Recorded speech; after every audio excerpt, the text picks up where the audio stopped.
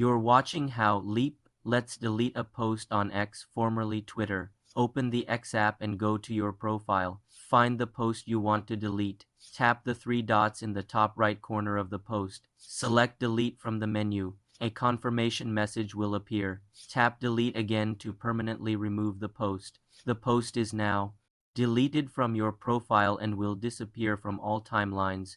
You're watching how Leap Let's delete a post on X, formerly Twitter. Open the X app and go to your profile. Find the post you want to delete. Tap the three dots in the top right corner of the post. Select Delete from the menu. A confirmation message will appear. Tap Delete again to permanently remove the post.